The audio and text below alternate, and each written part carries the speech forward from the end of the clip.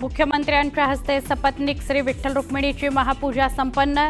पांडुरंगाचं आषाढीला दर्शन हा जीवनातील आनंदाचा क्षण। महाराष्ट्रातील सगळी संकट दूर करण्याची शक्ती दे, असं फडणवीसांनी घातलं विठ्ठलाला साकडं।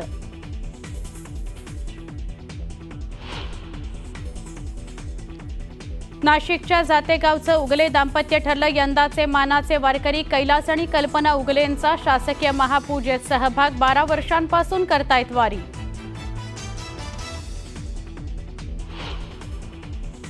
पंढरपुरामध्ये भाविकांचा उसळला महासागर। टाळ मृदुंगाच्या गजरात वारकऱ्यांच्या उत्साहाला उधाण।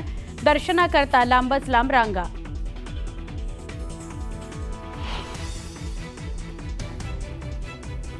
पंढरपूर कॉरिडॉर सगळ्यांना विश्वासात घेऊनच करणार, कुणाचंही नुकसान न करता पुनर्वसन करणार। मुख्यमंत्री देवेंद्र फडणवीसांनी दिली ग्वाही।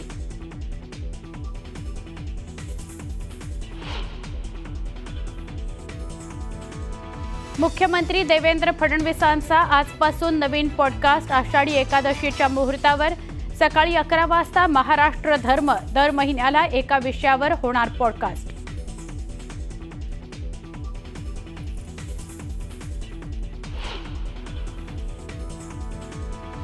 एक गोष्ट नक्की की आमच्या दोघांमध्ये जो काही अंतरपाठ होता तो अनाजी पंतांनी दूर केला। एकत्र आलोय एकत्र राहण्यासाठी। विजयी मेळाव्यात उद्धव ठाकरेंचा देवेंद्र फडणवीसांना टोला।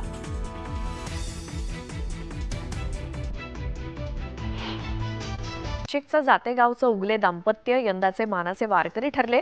कैलास दामू उगले आणि कल्पना कैलास उगले हे मानाचे वारकरी ठरले। उगले दाम्पत्य मागच्या 12 वर्षांपासून वारी करतायत। पांडुरंगाची महापूजा करण्याचं भाग्य त्यांना यावर्षी लाभलं।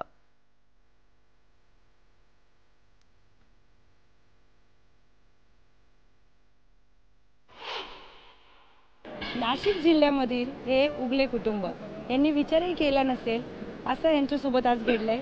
ते मानाचे वारकरी ठरलेत आणि मुख्यमंत्री फडणवीस यांच्यासोबत त्यांनी आज महापूजा केली। माऊली, काय भारी वाटतं आज? लय भारी, लय भारी, लय असं मन भरलं आणि खूप गोड वाटतं। किती वर्षापासून वारी करता? 15 वर्ष। आता आळंदीपासून आलो आम्ही चालत। 15 वर्षापासून दरवर्षी वारी करता। आज मग एवढं मोठं सौभाग्य तुम्हाला मिळालंय काय? लाभलंय। मग जेव्हा तुम्हाला कळालं की तुम्ही मानाचे वारकरी ठरलेले, काय केलं तुम्ही सगळ्यात आधी? काहीच नव्हतं, म्हणजे बसलो होतो तिथं पायरीवर आणि वरती आलं, त्यांनी विचारलं तुम्ही जोडी येईल का? म्हणे हो। म्हणे माळकरी आहे का? हो। तुम्हाला भेटलं नॉनव्हेज खात्या का? म्हटलं कधीच खाल्लं नाही। कुठल्या दिंडीत चालतात? कुठल्या दिंडीत असता तुम्ही? आम्ही माऊलीची दिंडी चालतो। माऊलीची दिंडी। हो। मूळ गाव आपलं जातेगाव। माऊली जातेगावचे आहेत आणि 15 वर्षापासून हे वारकरी वारी करतात। दोघेही शेतकरी आहेत। बाबा, काय शेतीत सध्या पेरण्या करून माऊलीच्या भरोश्यावर सोडून आले होते? माऊलीच्या भरोश्यावर सोडून आरती करून आलो। आरती करून आले? माऊलीच्या भरोश्यावर माझा सगळं पुरं केलं माऊलीने। बाबा, खूप मोठा मान आज मिळाला। मुख्यमंत्र्यांसोबत तुम्हाला पूजा करायला मिळाली। एकदम आनंद झाला। आता काय परत जाऊन काय सगळ्या गावामध्ये आता चर्चा होणार। अतिशय भावनिक हा क्षण आहे। यांना आता तो क्षण जगू द्यावा, सारखं नको त्रास द्यायला। पण माऊली खूप मस्त आहे। न्यूज 18 लोकमतकडून तुम्हाला शुभेच्छा। खूप सुंदर काम झालेलं आहे। एका शेतकरी कुटुंबाला आज मुख्यमंत्र्यांसोबत महापूजा करण्याचा मान मिळाला। अतिशय आनंद आहे। व्हिडिओ जर्नलिस्ट हर्षद गोरखासोबत मी प्रियांका लाठी, न्यूज 18 लोकमत, पंढरपूर। तर आज आषाढ शुद्ध एकादशी निमित्तानं शासकीय महापूजा मुख्यमंत्री देवेंद्र फडणवीस आणि अमृता फडणवीस आणि मानाचे वारकरी श्री कैलास उगले दाम्पत्य यांच्या हस्ते संपन्न झाली। आणि या विठ्ठल पूजेनंतर श्री रुक्मिणी मातेची महापूजा करण्यात आली। याचा आढावा श्री रुक्मिणी मातेच्या गाभाऱ्यातनं घेतलाय आमचे प्रतिनिधी वीरेंद्रसिंह उत्पात यांनी। माय रुक्मिणी माय रुक्मिणी माय रुक्मिणी धाव ग माय रुक्मिणी माय रुक्मिणी माय रुक्मिणी पाव ग। कलियुगात शक्ती कुठे येऊन थांबली आहे तर ती माता रुक्मिणीपाशी आहे अशी आख्यायिका सांगते। आणि विठ्ठलाची शक्ती जी आहे ही श्री रुक्मिणी माता आहे. त्यामुळेच वामांगे रुक्माई जे म्हणलेलं आहे की डाव्या बाजूला मागे ते रुक्मिणी मातेचं मंदिर आहे.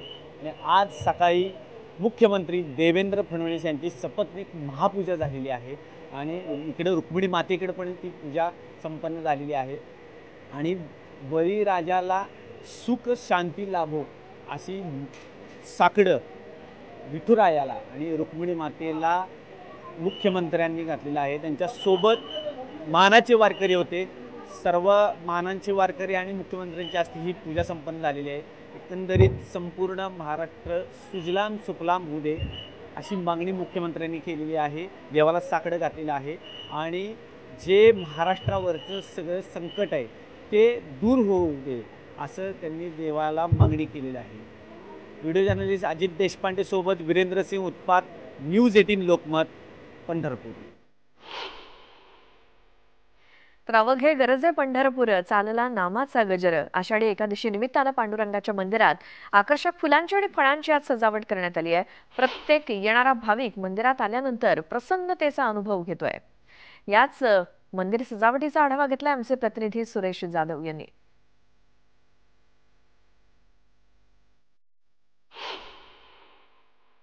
आषाढी एकादशी निमित्त पांडुरंगाचं जे मंदिर आहे ते फुलांनी सजवण्यात आलेलं आपण समोर पाहतोय. अशा पद्धतीनं प्रत्येक जो खांब आहे या खांबाला देखील फुलांनी सजावट करण्यात आलेली आहे. त्या समोर पांडुरंगाचं साजिरे गोजिरे रूप या ठिकाणी प्रत्येक वारकऱ्यांच्या डोळ्यामध्ये साठवून घेण्यासाठी पांडुरंग आपण समोर पाहतोय कशा पद्धतीने विटेवरती उभा आहे आणि त्याचं मंदिर पूर्णतः सजवलेलं आहे, फुलांनी सजवलेलं आहे. ज्या पद्धतीने दिवाळी असते त्याच पद्धतीने हे सगळं मंदिर आहे ते सजवलेलं आहे. या मंदिराच्या ज्यावेळेस इथं जीर्णोद्धाराच्या संदर्भातल्या ज्या गोष्टी झाल्या त्यानंतर हे जे 16 खांबी मंदिर आहे हे 16 खांब अत्यंत महत्त्वाचे आहेत. यामध्ये जर आपण बघितलं तर प्रत्येक खांबावरती वेगवेगळ्या मूर्ती देखील आहेत.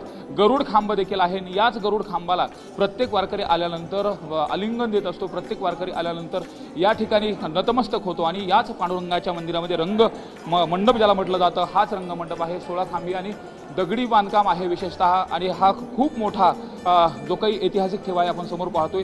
ज्या नक्षीकाम केलेलं आहे ते देखील खूप मोठ्या प्रमाणात आहे. आणि आषाढी एकादशीच्या निमित्तानं प्रत्येक आलेला भाविक या मंदिरामध्ये आल्यानंतर पावन आणि पुनीत झाल्याची भावना व्यक्त करतो आणि त्या अनुषंगाने मंदिर प्रशासनाच्या वतीने देखील सुंदर पद्धतीने आज आषाढी एकादशी निमित्त मंदिर सजवलेलं पाहायला मिळत आहे.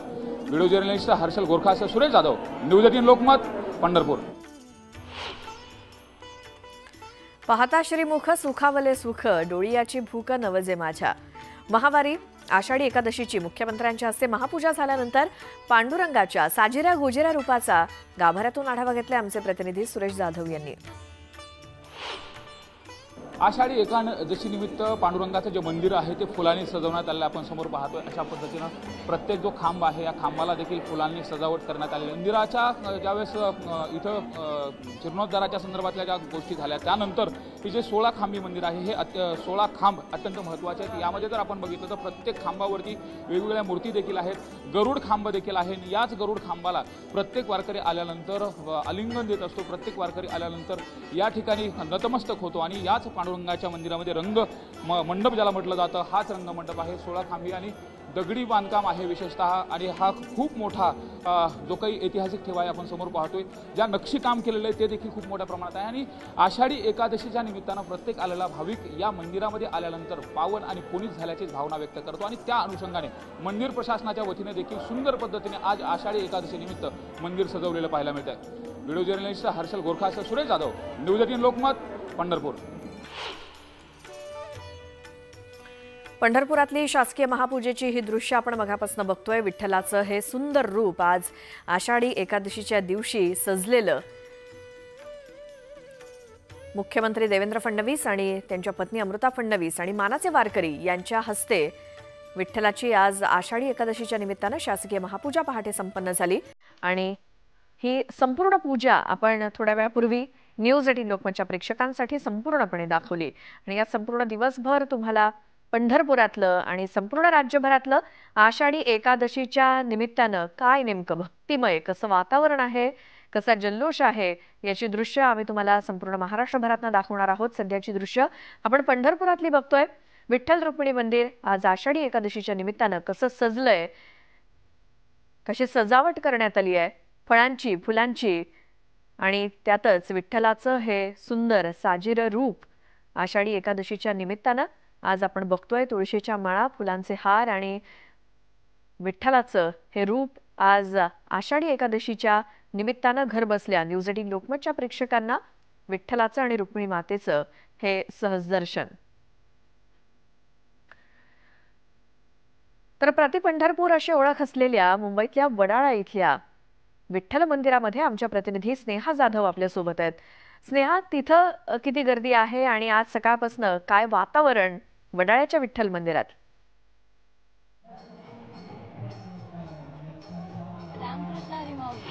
हा नामघोष खरं तर आपल्या गेल्या अनेक दिवसांपासून आपल्याला ऐकायला मिळतोय, वारीच्या माध्यमातून देखील ऐकायला मिळतो. आणि आज पंढरपुरात हा जयघोष जो आहे तो दुमदुमत असेल. सर्वत्र भाविक जे आहेत ते आतुर झालेले असतात यात आपल्या माऊलीच्या विठुरायाच्या दर्शनासाठी. आणि ज्या भाविकांना पंढरपूरला जाण्यास शक्य होत नाही असे भाविक जे आहेत ते वडाळा येथील विठ्ठल मंदिरामध्ये येत असतात. आणि याच विठ्ठल मंदिरामध्ये आपण देखील आता पोहोचलेलो आहोत. भाविकांना ही जी दृश्य दाखवते विठ्ठलाचं मनमोहक असं हे जे रूप आहे ते भाविक प्रत्येकजण मुंबईतील जो भाविक आहे तो लांबून येत असतो. ज्यांना पंढरपूरला जाण्यास शक्य होत नाही असे भाविक जे आहेत ते याच वडाळ्यातील जवळपास 400 वर्ष जुन्या अशा या मंदिरामध्ये येत असतात आणि आतुर झालेले असतात की विठ्ठलाच्या चरणी नतमस्तक कधी होणार आणि त्याचे विठ्ठलाचे दर्शन कधी घेणार, आपल्या ज्या मनोकामना आहेत त्या विठ्ठलासमोर कधी मांडणार. बरोबर स्नेहा, आजूबाजूला भाविक आहेत त्यांच्याशी आपण बोलू शकतोय का? या मंदिरामध्ये नक्कीच आपण त्यांच्याशी बातचीत करणार आहोत. मंदिरात आलेला आहात, काय सध्या मनातील भावना काय आहेत? खूप छान वाटतंय. सकाळी एवढं छान विठ्ठलाचं दर्शन होत आहे आणि आम्ही 2 तास लाईनीत उभं राहून दर्शन घेतोय. किती वाजल्यापासून आहात लाईनीमध्ये? आम्ही सकाळी 5 वाजल्यापासून लाईनीत उभा आहोत. दरवर्षी येता? नाही, पहिल्यांदाच आलोय, फर्स्ट टाइम आलोय आम्ही. पहिल्यांदा येऊन कसं वाटतंय? छान वाटतंय. समोर विठ्ठल रुक्माईचं दर्शन एकादशीच्या दिवशी होतंय, खूप छान वाटतंय. नक्कीच आपण आणखी बोलणार आहोत. मंदिरात आलेला आहात, काय वाटतंय, काय मनोमनी भावना आहेत? सुंदर त्या विठ्ठलाचं दर्शन घेण्यासाठी पहाटे 6 वाजल्यापासून रांगेमध्ये उभे आहोत. होईल आता छान दर्शन अशी अपेक्षा. थँक्यू. नक्कीच सर्वजण आतुर झालेले आहेत भाविक. आपण जर पाहतोय रामकृष्ण हरी मंदिरात आलेला आहात, काय वाटतंय? खूप प्रसन्न वाटतंय. आम्ही 3 तास लाईन लावली आहे, थांबवली होती लाईन, पण आता छान दर्शन. आम्ही दादर टीटी दादर अजून खूप छान वाटतंय. मस्त आपल्याला छान. प्रत्येकजण खरं तर आपण पाहतोय आतुर झालेला आहे. प्रत्येकाच्या चेहऱ्यावरील स्मित हास्य, आतुरता ही सांगून जाते की प्रत्येकालाच विठ्ठलाच्या दर्शनाची ओढ लागलेली आहे आणि प्रत्येकालाच विठ्ठलाचे दर्शन घ्यायचे आहे, नतमस्तक व्हायचे आहे विठ्ठलासमोर. हे आपल्याला पाहायला मिळते. खरं तर हे जे मंदिर जे आहे ते 400 वर्ष जुनं असं हे मंदिर आहे. प्रचंड प्राचीन असं हे मंदिर आपल्याला पाहायला मिळते. आणि याच मंदिरामध्ये ज्या भाविकांना पंढरपूर या ठिकाणी जाता येत नाही ते सर्व भाविक या वडाळा येथील प्रति पंढरपूर समजल्या जाणाऱ्या मंदिरात दरवर्षी येत असतात. हे मंदिर फार जुनं आहे. कशा प्रकारे इथे आमची दिंडी आली, आमचे 1000 ते 1500 लोक आले आणि आम्हाला दिंडीचं दर्शन नाही झालं. ट्रस्टीने असं सांगितलं तुम्हाला फक्त कळसाचं. आम्ही मलबारी रोड 1500 लोक चालत आलो आणि सिनियर एसीपी बोलतात की नाही तुम्ही मुखदर्शन करा. मग आम्हाला कुठलं दर्शन? आम्ही एवढ्या लांबून कशाला आलो? आणि जर ह्यांना बोर्ड लावायचा होता तर ह्यांनी दर्शनासाठी लावायचं होतं ना. आणि आमचा नंबर पहिला होता, आम्ही एवढं चालत आलो आणि आम्हाला कुठलं दर्शन नाही झालं, कुठला कार्यकर्ता नाही, या ट्रस्टी नाही. मग आम्ही करायचं काय? एवढं लांबून आलो, आम्हाला पांडुरंगाचं दर्शन नाही झालं. तर वडाळ्याच्या या विठ्ठल मंदिरामध्ये आज नेहमीप्रमाणेच आषाढी एकादशीला आज देखील गर्दी आहे. 2-2, 3-3 तास रांगेमध्ये उभं राहून भक्तांना दर्शन घ्यावं लागतंय. कारण ज्यांना पंढरपूरला जायला आजच्या दिवशी जमत नाही ते सगळेजण वडाळ्याच्या या प्रति पंढरपूर समजल्या जाणाऱ्या विठ्ठल मंदिरामध्ये दर्शनासाठी येतात. त्यामुळे काहींची तक्रार असेलही मात्र तरी देखील सर्वांना उशिरा का होईना दर्शन मिळेल अशी अपेक्षा असते. आणि हे वडाळ्याचं विठ्ठल मंदिर गेल्या 400 वर्ष पुरातन असं मंदिर आणि पंढरपूर नाही तर निदान प्रति पंढरपूरला जाण्याची इच्छा अनेकांची असते. महाराष्ट्राचे उपमुख्यमंत्री एकनाथ शिंदे यांनी देखील वडाळा इथल्या श्री विठ्ठल मंदिरामध्ये आषाढी एकादशी निमित्तानं विठ्ठल रुक्मिणीचा महाअभिषेक केला आणि मंदिर समितीच्या वतीनं त्यांचा सन्मान करण्यात आला। उपमुख्यमंत्री एकनाथ शिंदे आणि त्यांच्या पत्नी यांनी देखील वडाळ्याच्या विठ्ठल मंदिरात प्रतिपंढरपूर समजल्या जाणाऱ्या मंदिरामध्ये विठ्ठल रुक्मिणीचं दर्शन घेतलं। त्यावेळची ही दृश्य मंदिराच्या समितीच्या वतीनं त्यांचा सत्कारही करण्यात आला।